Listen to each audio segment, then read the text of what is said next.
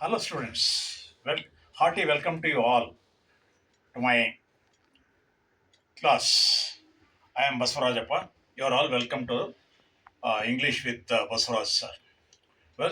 Students, today let us study about FAR and FAR, FOR and FAR. What is the difference between them? Let's learn.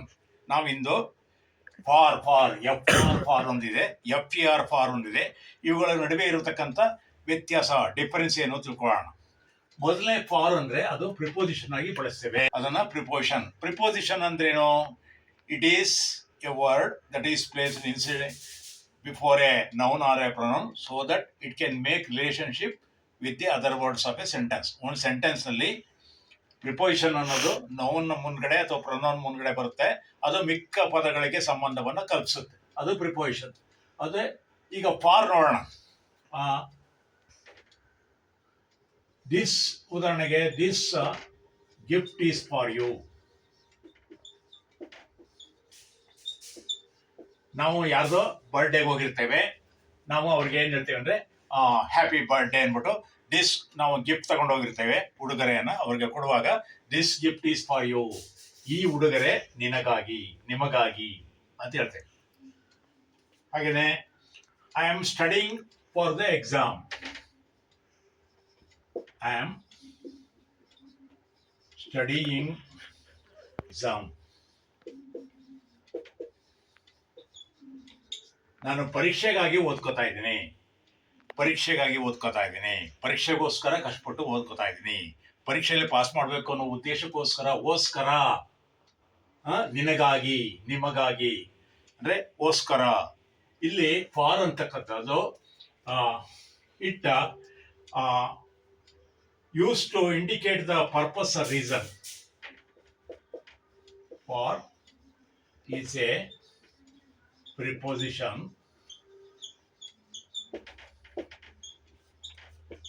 used to indicate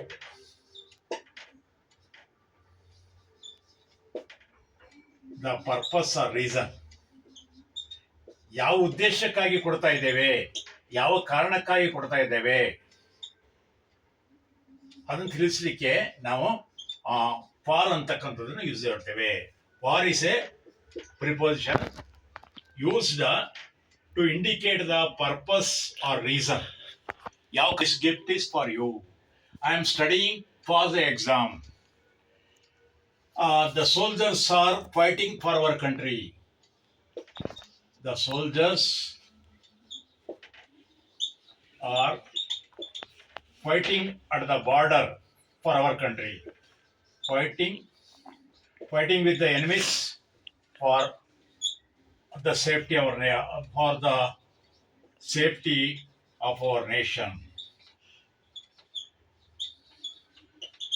ನಮ್ಮ ರಾಷ್ಟ್ರ ರಕ್ಷಣೆಗೋಸ್ಕರ ಇಲ್ಲಿ for ಅಂತ ಹೇಳ್ತೀವಿ ನೋಡಿ. ರಾಷ್ಟ್ರದ ರಕ್ಷಣೆಗೋಸ್ಕರ, ರಾಷ್ಟ್ರಕ್ಕಾಗಿ ಸೈನಿಕರು ಹೋರಾಡ್ತಾ ಇದ್ದಾರೆ, ಯುದ್ಧವನ್ನು ಮಾಡ್ತಾ ಇದ್ದಾರೆ. ಗಡಿ ಕಾಯ್ತಾ ಅವರು ಶತ್ರುಗಳನ್ನ ಹಿಮ್ಮೆಟ್ಟಿಸ್ತಾ ಇದ್ದಾರೆ. The soldiers are fighting for the safety of our nation. I was looking for you.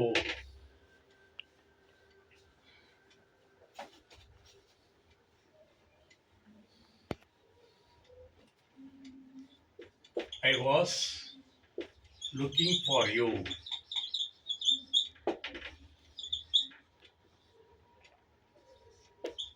ನಾನು ನಿನ್ನ ನಿರೀಕ್ಷಣೆಯಲ್ಲಿದ್ದೆ, ನಿನಗೋಸ್ಕರ ಕಾದಿದ್ದೆ. I am waiting for you. He is waiting for me. ಅವನು ನನಗೋಸ್ಕರ ಕಾದಿದ್ದ. ನಾನು ನಿನ್ನನ್ನೇ ಎದುರು ನೋಡ್ತಾ ಇದ್ದೆ. ಲುಕಿಂಗ್ ಫಾರ್ ಅಂದ್ರೆ ನಿರೀಕ್ಷಣೆಯಲ್ಲಿ, ತವಕದಿಂದ ಕಾಯ್ತಾ ಇರೋದು.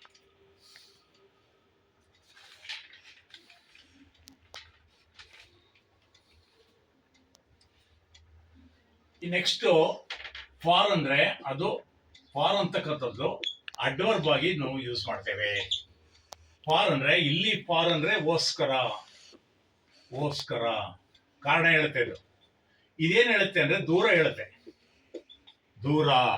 FAR ಫಾರ್ ಅಂದ್ರೆ ದೂರ. It indicates the distance from one place to another. How far is your native place? ಉದಾಹರಣೆಗೆ far is an adverb that indicates the distance between one place to another.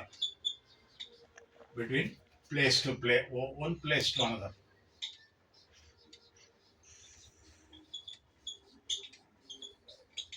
ಅಂದ್ರೆ ಒಂದು ಸ್ಥಳದಿಂದ ಮತ್ತೊಂದು ಸ್ಥಳಕ್ಕೆ ದೂರ ತಿಳಿಸ್ಲಿಕ್ಕೆ ನಾವು ಫಾರ್ ಅನ್ನ FAR ಫಾರ್ ಅನ್ನ ಯೂಸ್ ಮಾಡ್ತೇವೆ.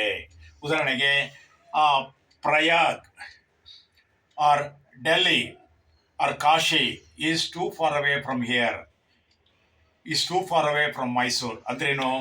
ಕಾಶಿ ಅಥವಾ ಪ್ರಯಾಗ್ ಮೈಸೂರಿನಿಂದ ತುಂಬಾ ದೂರದಲ್ಲಿದೆ. ಟೂ ಫಾರ್ ಅಂದ್ರೆ ತುಂಬಾ ದೂರದಲ್ಲಿದೆ ಅನ್ನೋ ಅರ್ಥವನ್ನ ಕೊಡುತ್ತೆ. Journey.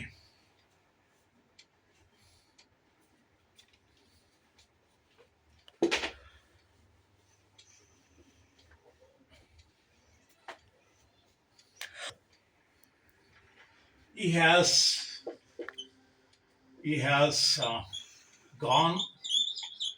has gone too far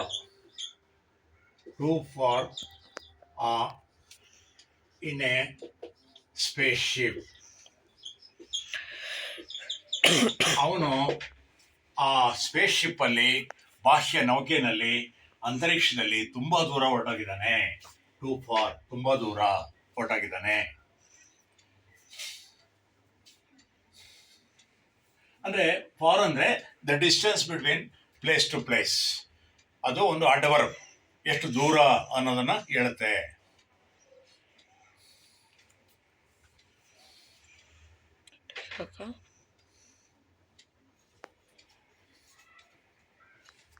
ನೋಡಿದ್ರಲ್ಲ ಸ್ನೇಹಿತರೆ, ನೀವು ಫಾರ್ FOR ಫಾರ್ಗೂ FAR ಫಾರ್ಗೂ ಇರ್ತಕ್ಕಂಥ ವ್ಯತ್ಯಾಸವನ್ನು ತಿಳ್ಕೊಂಡ್ರಿ. For this gift is for you, I am studying for the examination. ಇವೆಲ್ಲ ಉದಾಹರಣೆಗಳು FAR ಫಾರ್ಗೆ. FOR ಫಾರ್ಗೆ.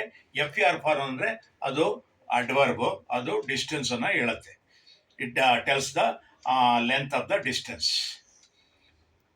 My college is 2 from my house. ನಮ್ಮ ಮನೆಯಿಂದ ನಮ್ಮ ಕಾಲೇಜು 2 ಕಿಲೋಮೀಟರ್ ದೂರ ಆಗುತ್ತೆ.